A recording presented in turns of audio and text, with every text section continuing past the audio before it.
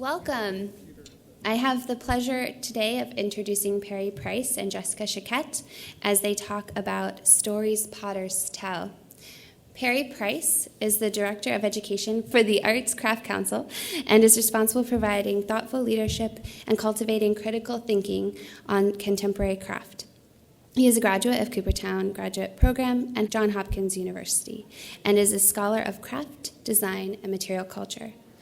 Jessica Shaykett is the librarian at the American Craft Council in Minneapolis, Minnesota. She holds a master's in library and information science from the University of Washington in Seattle. Prior to joining the ACC, she worked as a librarian for the Savannah College of Art and Design and Microsoft.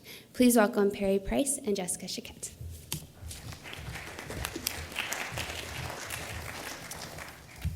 Good morning, everybody. Thanks for the introduction. My name's Perry, this is Jess, and we're going to be talking to you this morning, or I guess it's afternoon already, jeez.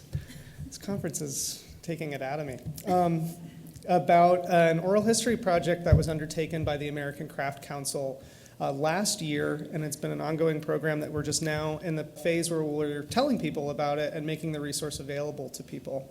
And what this was a oral history project that was made possible by a grant from the Minnesota Historical Society, which allowed us to create documentation of potters related to the St. Croix River Valley Pottery Tour.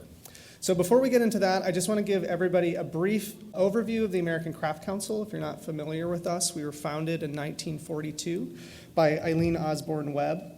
And we are based in Minneapolis, Minnesota. Prior to that, we were based in New York. We moved to Minneapolis about 5 years ago.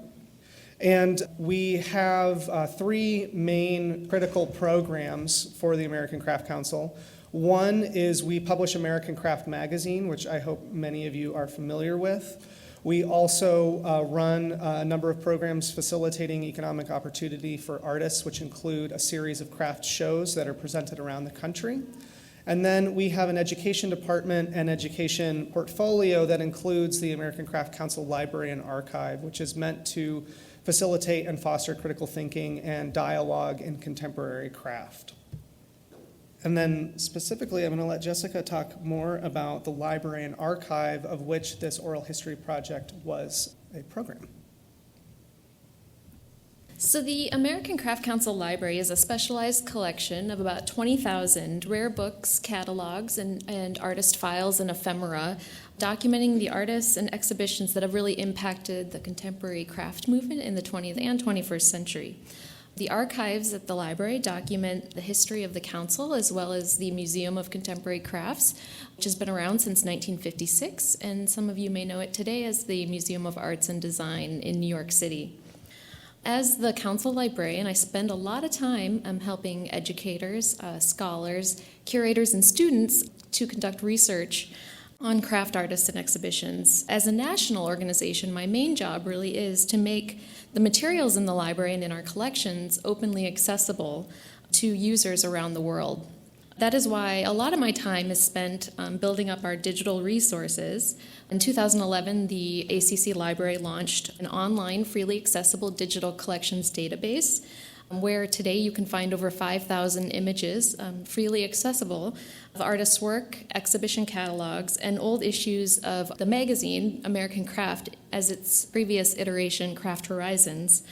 Another way that we've wanted to kind of grow our digital collections, and as we look forward to kind of building up our online materials, is through telling stories, such as oral history, through oral history recordings, and as well as video.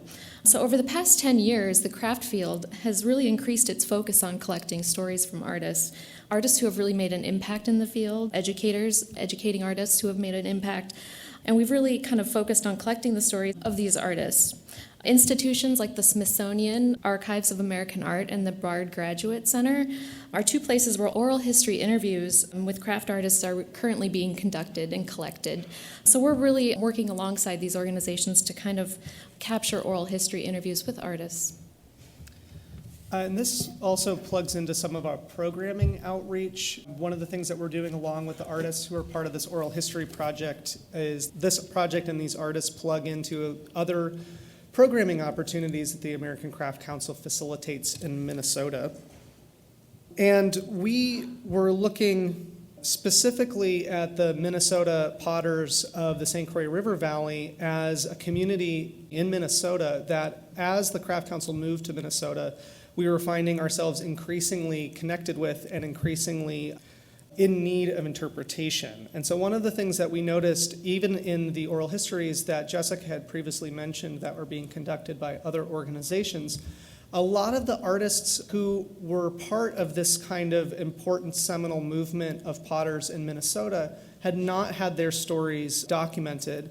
And even the ones who had, so for example, Jeff Astrike and Warren McKenzie both have oral histories with the Smithsonian Archives of American Art, but neither of those oral histories specifically focus on the St. Croix River Pottery Tour in particular, or their experiences as being Minnesota potters in general. And so we saw a real lack in the interpretation and the preservation of these stories in our new home state of Minnesota.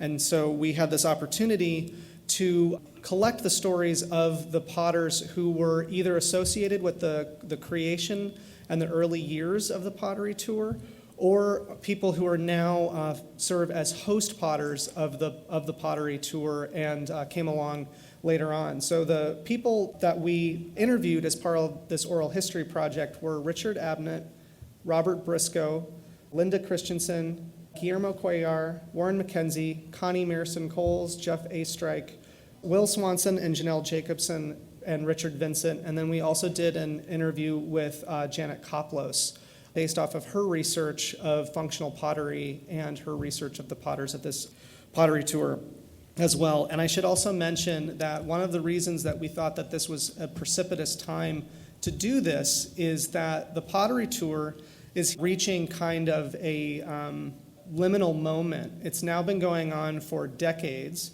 A number of the founding potters are aging. Unfortunately, one of the founding potters has already passed away.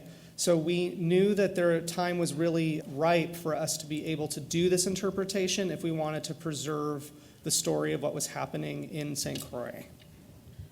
So as Perry said, there was a real sense of urgency, especially after the passing of Richard Abnett, who we actually ended up interviewing his widow, conducting an oral history with her.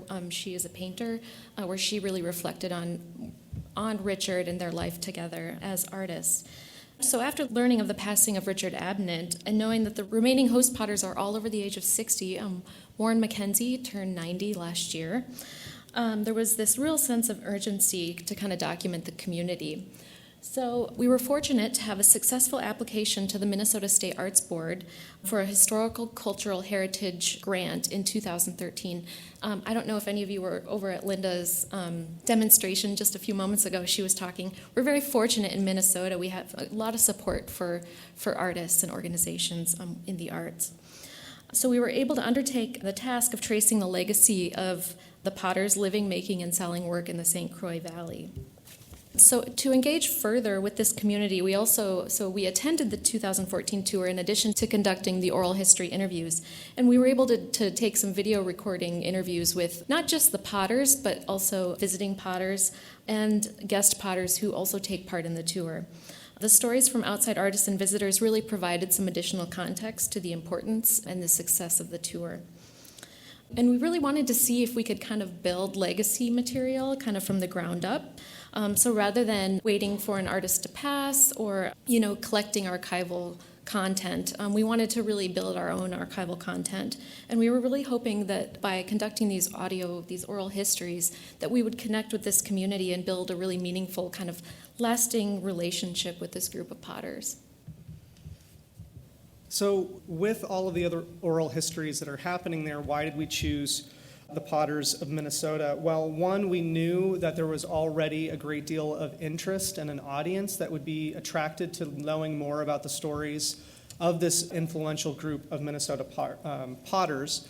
The other things that led us to do this program were the funding that we had that was available. It was a much more strategic decision to know that we could focus on an oral history project, which was the first oral history project that the American Craft Council has conducted in recent memory, and that we knew if we did this in Minnesota, we would have partnership opportunities and then also be able to do the project contingent on funding. And so one of the things that we do want to emphasize is that there's a lot of opportunity for more oral history projects to happen, and I think that we would stress that they do happen.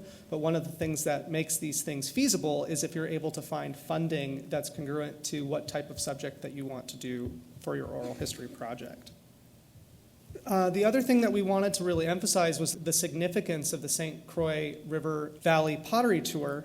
Some of the things that are important to know about it: there's more than 50 potters. It's been going on for more than 2 decades. It brings thousands of people to a rural part of Minnesota between the Twin Cities and Wisconsin. And the influence of this pottery tour has been felt not only locally, but nationally and internationally. There are international potters who are invited to be guest potters as part of the pottery tour and travel to this small part of the Midwest. And this tour model, which has been collaborative, has been emulated around the country. And I think because of the success of the pottery tour, I think is kind of the envy of any type of local pottery tour. And then one of the things that we'll talk about later is we also now recognize, and this will not be new to anybody who is familiar with these potters, but there's definitely a Minnesota aesthetic that has been developed as part of this community building enterprise. So the next thing we want to show you is just a short promotional video that was produced as part of the visit to the 2014 tour that we used as kind of an introduction to the Oral History Project and to capture people's interest in the material that we collected.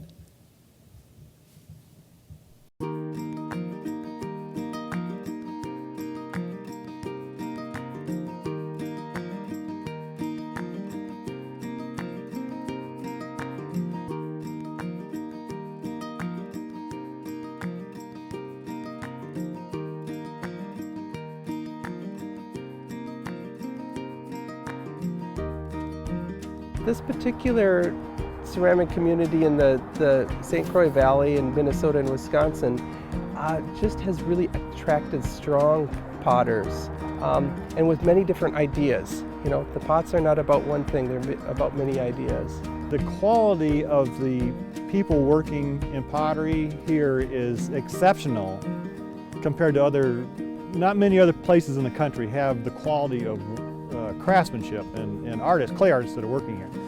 Well, I think the tour's been successful to a great extent because the pots are so wonderful. You know, a month ago I started sort of having dreams about all the great pots I'm going to see. It is one of our favorite places. The potters here are just exceptional. You know, it's really amazing to see all the different potters from, you know, all across the country coming to one place to have a show with so many different styles of work and kinds of potters. I'm always amazed at the amount of creativity at the show and the different potters with all the ideas. I'm going to say it may be the leading tour. It's certainly the best one that we do, or I've ever done. It's a model for one thing. I think the markets are changing like mad. There are tours everywhere now, and I think many of them look to this as the sort of the granddaddy of them all. I think it's well known throughout the whole world. I mean, it really is the place to be if you can. It's one of the oldest tours in the country. I know that after being here, we made a lot of changes to what we do at our own home sale. There's a lot of potters that come and visit the tour and get inspiration from the tour, so that they will see our pots, and we're not just making the pots, we're actually helping move the cultural needle a little bit of defining what pottery in the United States is. They've worked hard not only to cultivate the local market, but I think to build that sort of national awareness of what happens here. It's really exciting to see and walk around and hear people's comments. Like even they're not potter, by coming here for a couple of years, they kind of know what process, how Bob works or how Matt Max works or how Susie works. So it was very interesting to see that. Just coming here, people learned a lot. I have met so many people in the last couple of years whose work I've admired for many, many years and have only seen pictures. So to actually sit and have conversations and also sort of see where my work fits in with that world has been really important for me? Oh, the tour is just, I believe it makes me go home wanting to make good work. So the conversations that happen by the fire, I think, are the most important. The wisdom talks that happen late night or throughout the day, it's just really wonderful, and just to listen and be a part of the conversations and what other potters are doing all over the country. So We see potters from all over the United States coming together, and that's really, really fun to get a sense of the national community of potters. You know, I think it's kind of a multifaceted reason why, you know, we hit the road, and it's a really special time to be out and also to see many of my friends who are ceramic artists as well as patrons too. So many people who come here know ceramics, who understand ceramics, and there's this constant flood of people who are just being introduced to ceramics. It's a way to realize what you do and make it real, you know, to generate some income and to get the pots out to the people that are going to use them. Well, it's helping us to make a living. I mean, it really is successful in that sense. And I think it also has made young ceramic artists believe that it's possible, that you can actually go into this fully committed, and you'll be able to do it.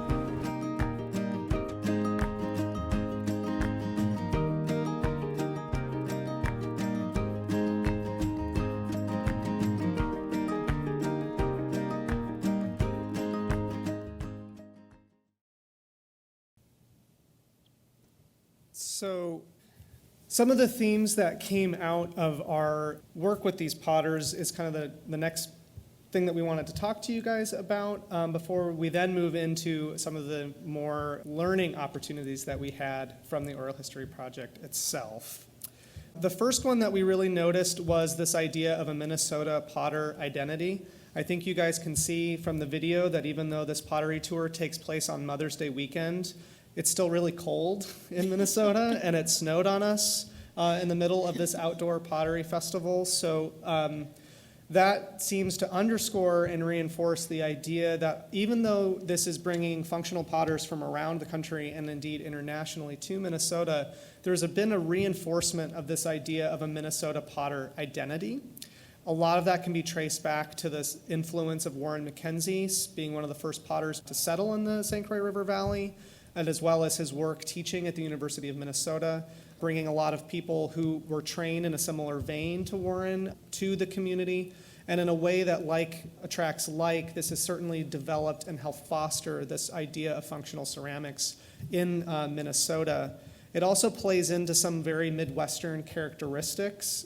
Functional pottery, especially in this quote-unquote Mingay soda style, shows a very restrained aesthetic, much more emphasis on functionality. We like to joke that Minnesota is casserole and hot dish potluck country, and so functional ceramics in this vein certainly plays into that. Yeah, and on that note, too, there is this stereotype. I don't know how many of you are from Minnesota, but we have a stereotype of this Minnesota nice. So not only did we feel that the pottery kind of reflected the Minnesota aesthetic, but there's also the potters really kind of embrace that regional stereotype, whether they're from Minnesota or not. Now that they've settled there, they're very polite. You know, Minnesota nice really encompasses politeness, friendliness, a lot of modesty, and a very strong sense of community. So that's definitely something that we picked up on during the interviews. Another thing that we noticed, and would probably not have learned without conducting the audio or the oral histories, is that not once did the artists during their interviews mention any concern over competition for sales. So although the annual tour is a main source of income for many, the overall philosophy is pottery as a communal and collaborative endeavor and not as an individual and competitive activity, which is something we found very interesting. With such a large number of similar practitioners, you know, making functional work, working in such a close proximity, there is a collaborative aspect on the tour that oftentimes is not found in the contemporary art world or even in other craft marketplaces. And this communal spirit really has extended to now the visiting, participating potters as well. So with $10,000 of state funding and almost 9 months to get this project done, what could go wrong, right? One of the things that we definitely determined from this experience is that although we found it to be extremely valuable and the material that we gathered to be seminal for further oral history projects, it definitely was a learning experience for the council in order to implement a project of this size and scope. Some of the big challenges that we faced was budgeting and timing. It took longer to do than we thought it was going to take, and that extended everything from the distances to get to and from the Twin Cities to these people's studios or the places that we interviewed them, as well as the lengths of the oral histories themselves. I think we budgeted for oral histories between 2 and 2.5 hours, and I think most of the oral histories ended up being more than 4. And of course, that meant that the transcription process took more time than we expected. The collaborating and getting all the details took longer than expected, and so all of these things had a knock-on effect in the scheduling that we didn't have the right type of contingency built into, which would have meant a little bit more seamless of a project. Yeah, and I have to say, even through, we did a lot of editing of the audio, and, we just had so much good content. There was not a lot of repetition. The artists talked a lot about their upbringing, their influences, their careers, as well as the tour, and there were a lot of surprises in the interviews. And so that was wonderful. But, Linda Christensen, her interview is about 5 hours long, and so, which is great. I mean, it's a wonderful history to listen to, but it has given us some problems as well technologically, because our online database system really can only hold it can hold the entire audio, and you can listen to it on a computer, but on portable devices we're still having some functionality issues. So that's something that we're working on, because we know that artists like yourselves enjoy listening to these types of audio recordings in the studio. So our hope is to really make it fully integratable to multiple devices. So what's next? There's a couple of things that we wanted to make sure that we emphasized to everybody. One is that all of these oral histories are available through the American Craft Council's digital collection. They're also being archived as part of the Minnesota Digital Library. So these are going to be living and accessible in multiple different places. And we really want to make sure everyone knows that this research and this resource is now out and available and publicly accessible. And although you don't have to be a member of the American Craft Council to access it, you really should. That's our shameless plug for the organization. The other thing that we've realized from this project is the value of similar oral history projects to other parts of the community, and the way that the learning experience that we had can be emulated among other parts of the NCCA community as well as among other media. So what we really also want to do is become a resource for people inside of the community who want to take on oral history projects of their own local communities on either a local or a more macro level, and make sure that the pitfalls that we had can be passed on to other organizations and other groups who are interested in doing this similar type of work, and end up creating a larger and more robust system of resources. And that being said, the American Craft Council is also always interested in being the repository of other similar types of projects, and all you have to do is talk to my colleague Jessica about exactly what is needed to do that. Yeah, the St. Croix Potters really served as kind of the guinea pig group for us in trying to capture these artist stories, and we want to keep the momentum going and really encourage you, as you are capturing your own stories, to share them with us, and to reach out to us if you're thinking about doing a similar project for your community. And also, likewise, I mean, we collect all sorts of ephemera on artists in our library, and I would encourage you to get in touch if you are interested in, talking about legacy materials and what's the best way to preserve your legacy or someone that you know's legacy.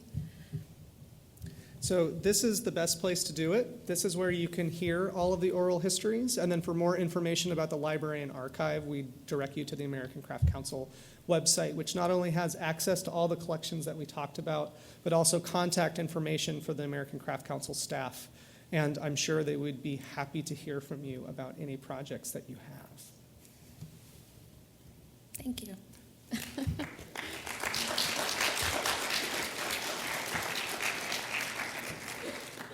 So, although we'd be happy to answer your questions in the future, we're also happy to answer some of them now.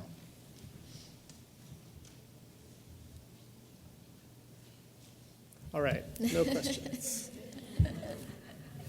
Answered everything.